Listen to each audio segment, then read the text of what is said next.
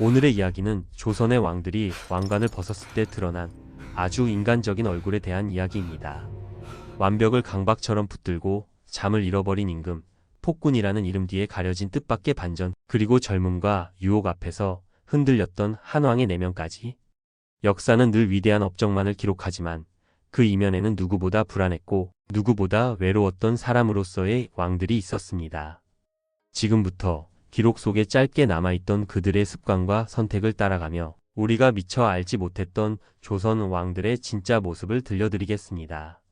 첫 번째 이야기는 잠을 포기하면서까지 완벽한 결정을 내려야 했던 한 임금의 밤에 대한 이야기입니다. 오늘 밤 안으로 결론이 나지 않으면 조정은 내일 아침 피로 물들 것입니다. 잠자리에 들라는 상궁의 목소리가 문 밖에서 몇 번이나 멎었지만 저는 끝내 등을 돌리지 못했습니다. 등잔불 아래에 쌓인 장계는 줄어들 기미가 없었고 푹 끝은 자꾸만 같은 문장을 다시 긋고 있었습니다. 이미 해가 졌고 궁궐의 종각은 깊은 밤을 알렸지만 제 머릿속에서는 아직도 낮이 끝나지 않았습니다. 지금 이 판단 하나가 내일의 조선을 바꿀 수 있다는 생각이 눈꺼풀을 붙잡고 놓아주지 않았기 때문입니다. 이런 상황이 벌어진 데에는 아주 충격적인 이유가 있었습니다. 전국이 흔들리고 있었습니다. 겉으로는 조용해 보였지만 조정 안에서는 보이지 않는 균열이 빠르게 번지고 있었고 그 중심에는 제가 있었습니다. 저는 숙종입니다. 조선의 임금으로서 수많은 결정을 내려왔지만 오늘처럼 손이 무거웠던 밤은 드물었습니다. 대신들은 각자의 이해를 품고 서로 다른 목소리를 냈고 그 말들은 모두 그럴듯했습니다. 문제는 그 모든 말이 동시에 옳을 수는 없다는 사실이었습니다. 하나를 택하면 다른 하나는 반드시 버려야 했고 그 선택의 책임은 오롯이 제 몫이었습니다. 사람들은 저를 두고 꼼꼼하다고 말합니다. 어떤 이는 지나치다고도 합니다. 하지만 저는 알고 있습니다. 임금의 대충은 백성의 재앙이 될 수 있다는 것을요. 그래서 저는 결정을 미루고 또 미룹니다. 이미 읽은 장계도 다시 펼치고 대신의 말도 머릿속에서 수십 번 되짚습니다. 그 결과가 밤을 삼키는 줄 알면서도 쉽게 붓을 내려놓지 못합니다. 이날도 그랬습니다. 인사에 관한 문제였습니다. 누구를 쓰고 누구를 물릴 것인가. 조선의 정치는 인사로 움직였고 그 인사는 곧 당파의 균형을 의미했습니다. 한쪽을 세우면 다른 쪽은 등을 돌릴 것이고 그 등 돌림은 곧 전국의 파열로 이어질 수 있었습니다. 저는 그 끝을 너무도 잘 알고 있었습니다. 등잔불이 흔들릴 때마다 제 마음도 함께 흔들렸습니다. 지금 결정하지 않으면 더 큰 혼란이 온다는 생각과 지금 결정하면 돌이킬 수 없다는 두려움이 번갈아 고개를 들었습니다. 그래서 저는 잠을 선택하지 않았습니다. 아니, 선택할 수 없었습니다. 기록에 따르면 저는 밤늦도록 정무를 보았다고 합니다. 어떤 날은 새벽닭이 울 때까지도 자리에 들지 않았다고 하지요. 사람들은 그것을 성실함이라 부르기도 하고 집착이라 부르기도 합니다. 하지만 제게 그것은 습관이 아니라 생존이었습니다. 왕으로서 버텨내기 위한 유일한 방식이었습니다. 문득 붓을 내려놓고 창밖을 보았습니다. 어둠 속의 궁궐은 고요했지만 그 고요함이 오히려 불안했습니다. 지금 이 순간에도 민가에서는 불이 꺼지고 백성들은 하루를 마무리하고 있을 것입니다. 그들의 평온한 밤이 내일도 이어질 수 있을지, 그것이 바로 이 자리에서 제 손에 달려있다는 사실이 다시 저를 붙잡았습니다. 전하, 잠시라도 쉬셔야 합니다. 문 밖에서 조심스레 들려온 목소리에 저는 짧게 답했습니다. 조금만 더 두고 보겠습니다. 대사는 짧았지만 그 안에는 제 고집과 두려움이 모두 담겨 있었습니다. 저는 완벽한 답을 원했습니다. 흠 없는 결정, 누구도 쉽게 흔들 수 없는 판단. 그러나 그런 것은 이 세상 어디에도 없다는 사실을 저는 이미 여러 번 경험으로 알고 있었습니다. 그럼에도 불구하고 저는 또다시 그것을 찾고 있었습니다. 그날 밤 저는 결국 결론을 내렸습니다. 해가 뜨기 직전이었습니다. 붓을 내려놓는 순간 안도감보다는 묘한 공허함이 먼저 밀려왔습니다. 이 선택이 옳은지 그른지는 시간이 증명해 줄 것입니다. 다만 분명한 것은 저는 또 한 번 잠을 대가로 조선을 하루 더 버텨냈다는 사실이었습니다. 왕의 하루는 이렇게 끝나지 않습니다. 특히 저처럼 잠보다 걱정이 먼저 드는 사람에게는 말입니다. 그리고 저는 몰랐습니다. 이 끝나지 않는 밤들이 훗날 사람들에게 저를 기억하는 가장 뚜렷한 흔적이 될 줄은 말입니다. 두 번째 이야기는 폭정으로 기록된 명령 뒤에 숨겨진 뜻밖의 진실, 그리고 오해 속에 고립되어간 한왕의 선택에 대한 이야기입니다. 전하, 담장 아래의 집들을 모두 허물라는 명이 내려졌습니다. 그 말을 들은 순간 궁궐 안의 공기가 단숨에 얼어붙는 것이 느껴졌습니다. 대신들의 시선이 저를 향해 몰렸고 그 눈빛에는 두려움과 체념이 뒤섞여 있었습니다. 누군가는 이미 이 결정이 또 하나의 폭정으로 기록될 것임을 예감했을 것입니다. 하지만 아무도 입을 열지 못했습니다. 제 앞에서, 제 이름 앞에서 말입니다. 이런 상황이 벌어진 데에는 아주 충격적인 이유가 있었습니다. 사람들이 알고 있는 것과 실제로 벌어지고 있던 일이 전혀 달랐기 때문입니다. 저는 연산입니다. 훗날 사람들은 제 이름 뒤에 군이라는 글자를 붙이며 수군거릴 것입니다. 폭군, 난군, 미친 임금. 하지만 적어도 이 순간만큼은 저는 나라의 질서를 바로잡고 있다고 믿고 있었습니다. 궁궐 담장 아래 왕에 거쳐 바로 곁에 허가 없이 들어선 집들. 겉으로 보기엔 가난한 백성의 삶의 터전이었지만 실상은 달랐습니다. 조정에 보고된 장계에는 분명히 적혀 있었습니다. 그곳의 민가 상당수는 허가 없이 지어진 불법 가옥이었고 관리들의 묵인과 뇌물이 오가며 점점 불어나고 있었습니다. 왕의 담장 아래에서 법이 무너지고 있었던 셈입니다. 저는 그것을 그대로 둘 수 없었습니다. 왕의 권위 이전에 나라의 근간이 흔들리고 있었기 때문입니다. 하지만 제 명령이 내려가는 방식은 언제나 문제였습니다. 저는 설명하지 않았고 기다리지도 않았습니다. 제 말은 곧 법이었고 법은 곧 집행되어야 한다고 믿었습니다. 그래서 저는 말했습니다. 모두 철거하라. 이유는 말하지 않았습니다. 말하는 순간 반박이 시작될 것을 알고 있었기 때문입니다. 백성들의 원망이 궁궐 담장을 타고 올라오는 데에는 오랜 시간이 걸리지 않았습니다. 아이를 안고 울부짖는 소리, 하루아침에 거처를 잃었다는 절규. 그 소식들이 보고로 올라올 때마다 대신들은 조심스럽게 제 눈치를 살폈습니다. 하지만 저는 물러서지 않았습니다. 한번 흔들리기 시작하면 왕은 끝없이 흔들린다는 것을 알고 있었기 때문입니다. 사람들은 묻지 않았습니다. 왜 하필 그곳이었는지, 왜 그렇게 서둘렀는지. 대신 이미 정해진 결론만을 받아들였습니다. 연산군의 또 다른 폭정. 그 말은 빠르게 퍼졌고 진실은 그 뒤를 따라가지 못했습니다. 불법 가옥이라는 사실은 기록 속 어딘가에 조용히 묻혔습니다. 저 역시 알고 있었습니다. 제 방식이 부드럽지 않다는 것을요. 하지만 저는 부드러워질 수 없었습니다. 어린 시절부터 제게 주어진 것은 불신과 경계였습니다. 웃는 얼굴 뒤에 숨은 칼날을 먼저 보게 되었고 한번 의심이 들면 끝까지 파고들었습니다. 그래서 저는 늘 극단으로 향했습니다. 중간이라는 선택지는 제게 너무 불안한 길이었기 때문입니다. 저나 민심이 심상치 않습니다. 그 말에 저는 짧게 웃었습니다. 민심은 늘 심상치 않은 법이다. 대사는 짧았지만 그 안에는 체념이 담겨 있었습니다. 저는 이미 알고 있었습니다. 어떤 결정을 내려도 제 이름은 욕으로 남을 것이라는 사실을요. 그렇다면 차라리 제 방식대로 끝까지 가는 것이 낫다고 생각했습니다. 철거는 예정대로 진행되었습니다.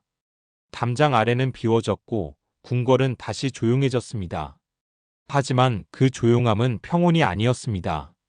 그날 이후로 사람들의 시선은 더 차가워졌고 제 말 한마디 한마디는 더 큰 공포로 번져갔습니다. 저는 점점 고립되었습니다. 역사는 결과만을 남깁니다. 과정과 맥락은 잘려나가고 남은 것은 한 줄의 평가뿐입니다.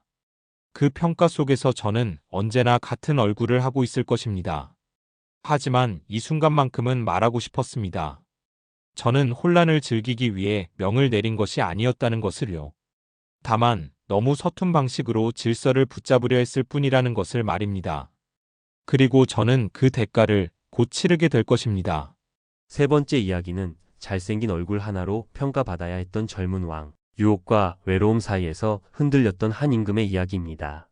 전하를 뵙기 위해 오늘도 밤이 새도록 궁녀들이 물러나지 않고 있습니다. 그 보고를 듣는 순간 저는 웃어야 할지 고개를 돌려야 할지 잠시 망설였습니다. 웃음 뒤에는 늘 다른 해석이 따라붙었고 침묵은 또 다른 소문을 낳았습니다. 궁 안에서 제 얼굴 하나가 이렇게 많은 말을 만들어낼 줄은 솔직히 저도 몰랐습니다. 이런 상황이 벌어진 데에는 아주 충격적인 이유가 있었습니다. 왕의 외모가 정치보다 더 자주 입에 오르내리고 있었기 때문입니다. 저는 혼종입니다. 조선의 임금이었고 기록에 따르면 유난히 잘생긴 얼굴을 가졌다고 전해집니다. 그 사실이 제 삶에 어떤 영향을 미칠지 왕위에 오르기 전에는 깊이 생각해 본 적이 없었습니다. 하지만 즉위하고 얼마 지나지 않아 저는 깨달았습니다. 이 궁궐에서 외모는 축복이 아니라 또 다른 짐이 될 수 있다는 것을요. 궁녀들의 시선은 노골적이었습니다. 지나칠 때마다 고개를 숙이면서도 눈길은 쉽게 떨어지지 않았습니다. 말 한마디, 손짓 하나에도 의미를 부여했고 작은 친절은 곧바로 소문이 되었습니다. 저는 그 모든 것을 모르는 척해야 했습니다. 임금은 흔들리지 않는 존재여야 했으니까요. 하지만 저는 아직 너무 젊었습니다. 기록이 말하듯 저는 여색을 즐겼습니다. 그것을 부정할 생각은 없습니다. 외로웠고 늘 누군가의 기대 속에서 살아야 했던 제게 잠시나마 마음을 풀 수 있는 순간은 필요했습니다. 문제는 그 순간들조차 궁궐에서는 결코 사적인 시간으로 남지 않는다는 점이었습니다. 대비와 대신들은 끊임없이 걱정했습니다. 전하, 절제가 필요하옵니다. 그 말은 충고였지만 제게는 경고처럼 들렸습니다. 저는 이미 알고 있었습니다. 제 행동 하나가 정치적 의미로 해석되고 조선의 앞날과 연결된다는 것을요. 그럼에도 불구하고 저는 완벽한 임금의 모습만을 연기하며 살 자신은 없었습니다. 밤이 되면 생각이 많아졌습니다.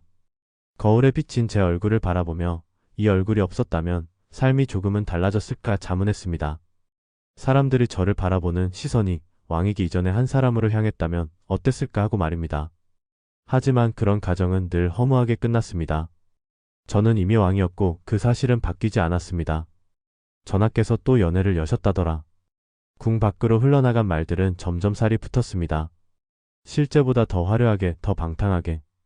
저는 점점 기록 속에서 가벼운 임금으로 자리 잡아갔습니다. 제 고민과 불안, 나라를 걱정하며 잠들지 못한 밤들은 아무도 적지 않았습니다. 사실 저는 두려웠습니다. 젊은 나이에 왕이 되었고 경험은 부족했습니다.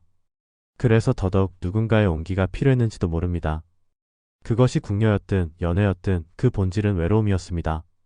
하지만 왕의 외로움은 늘 약점으로 해석되었습니다. 시간이 흐를수록 저는 알게 되었습니다. 사람들은 제 얼굴을 기억하되 제 선택은 기억하지 않는다는 것을요. 잘생긴 왕, 여색을 즐긴 임금. 그 말들이 제 이름 앞에 붙어 굳어질 것입니다. 저는 그 틀에서 벗어나기 위해 애썼지만 이미 만들어진 이미지는 쉽게 지워지지 않았습니다. 역사는 냉정합니다. 무엇을 남길지, 무엇을 버릴지 가차없이 선택합니다.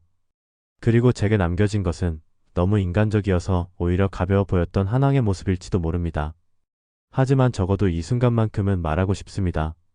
저는 흔들렸지만 그 흔들림 속에서도 왕으로서의 무게를 느끼고 있었다는 것을요. 그리고 그 무게는 제 생각보다 훨씬 무거웠습니다. 네 번째 이야기는 그 젊은 왕을 둘러싼 시선과 소문, 그리고 왕의 사적인 선택이 어떻게 정치가 되어버렸는지에 대한 이야기입니다. 전하, 조정 안에서 전하의 밤을 두고 말이 많습니다. 그 말을 들은 순간 저는 손에 쥔잔을 잠시 내려놓았습니다. 이미 알고 있던 이야기였기 때문입니다. 밤이 깊어질수록 왕의 사생활은 늘 더 크게 부풀려졌고 사실과 소문은 구분되지 않은 채 떠돌았습니다. 침묵으로 넘길 수도 있었지만 그날따라 마음이 쉽게 가라앉지 않았습니다. 이런 상황이 벌어진 데에는 아주 충격적인 이유가 있었습니다. 왕의 개인적인 선택 하나하나가 어느새 나라의 앞날을 가늠하는 잣대가 되어버렸기 때문입니다.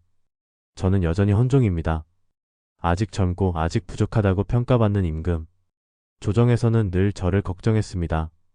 걱정이라는 말 뒤에는 불신이 섞여 있었고 충언이라는 이름 아래 감시는 점점 노골적으로 변해갔습니다. 제 하루가 어떻게 흘러가는지, 누구를 만났는지, 어떤 얼굴로 웃었는지까지 보고로 올라왔습니다. 저는 답답했습니다. 국사를 논하는 자리에서는 나이를 이유로 가볍게 여겨지다가도 사소한 행동 하나에는 지나치게 엄격한 기준이 적용되었습니다. 젊음은 결점이었고 자유로움은 방종으로 해석되었습니다. 그 사이에서 저는 점점 숨을 고르게 쉬는 법을 잊어갔습니다. 밤의 연애는 그런 숨구멍이었습니다. 음악이 흐르고 사람들이 웃고 잠시나마 왕이라는 이름을 내려놓을 수 있는 시간. 그러나 그 시간은 늘 짧았습니다. 해가 뜨기도 전에 연애는 문제로 변했고 저는 또 하나의 약점을 가진 임금이 되었습니다.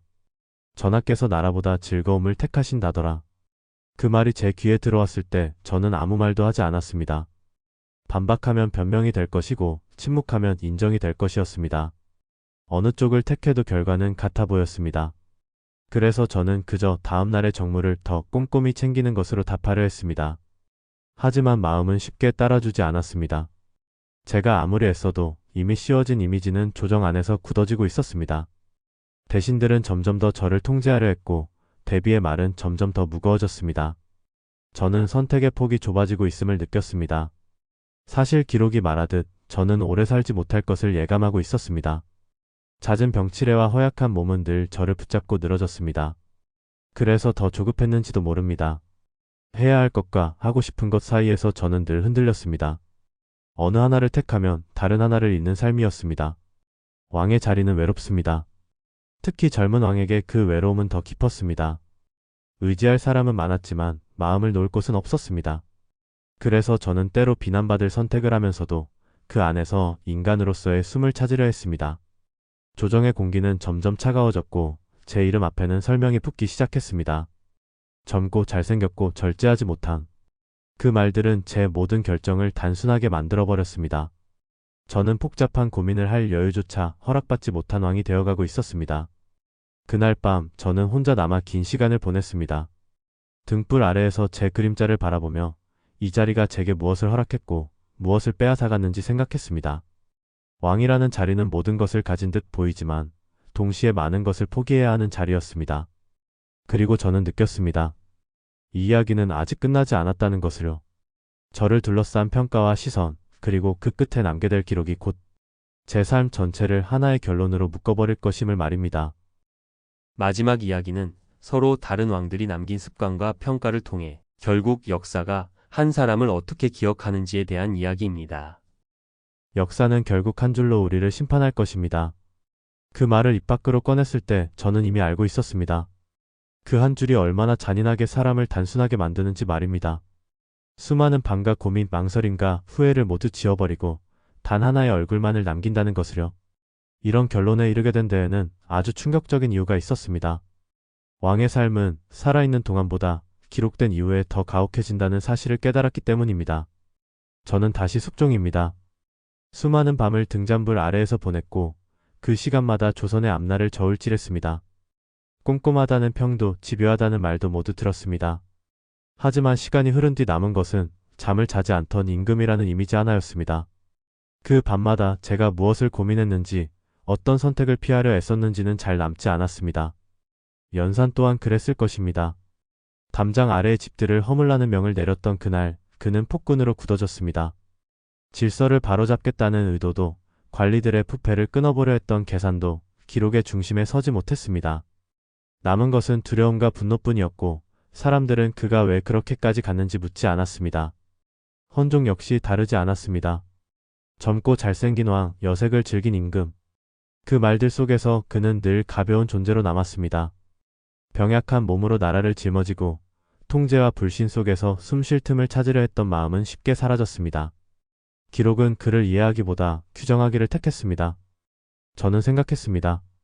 왕이란 자리는 무엇을 허락받고 무엇을 포기해야 하는 자리인가? 모든 것을 가진 듯 보이지만 실은 모든 행동이 의미로 해석되는 자리. 잠을 자지 않아도 문제이고 잠시 쉬어도 문제이며 웃어도 화를 내도 기록이 되는 삶이었습니다. 그래서 우리는 늘 극단에 서게 됩니다. 완벽하려 애쓰다 괴물이 되거나 인간다움을 붙들다 가벼운 존재가 되거나 그 사이 어딘가에서 균형을 잡는 일은 생각보다 훨씬 어려웠습니다. 저는 그 균형을 잡기 위해 밤을 잃었고 다른 왕들은 다른 대가를 치렀을 뿐입니다. 역사는 공정한 듯 보이지만 실은 매우 선택적입니다. 어떤 습관은 강조되고 어떤 고민은 생략됩니다. 그래서 한 왕은 워커홀릭이 되고 한 왕은 폭군이 되며 한 왕은 방탕한 젊은이로 남습니다. 그 단어들이 전부는 아니라는 사실을 우리는 기록 속에서는 쉽게 잊어버립니다. 저는 이제 받아들입니다. 언젠가 제 삶 또 한 문장으로 정리될 것이라는 사실을요. 그 문장이 저를 온전히 담지 못하더라도 그것이 역사의 방식이라는 것을 말입니다. 다만 바라는 것이 있다면 그 한 줄을 읽는 누군가가 이렇게 한 번쯤은 생각해 주었으면 합니다. 저 왕도 결국은 사람이었겠구나. 그 생각 하나면 충분합니다. 완벽하지 않아도 이해받지 못해도 그저 인간으로서의 흔적이 완전히 지워지지만 않는다면 오늘도 기록은 조용히 이어지고 왕의 삶은 그렇게 역사 속으로 흘러갑니다.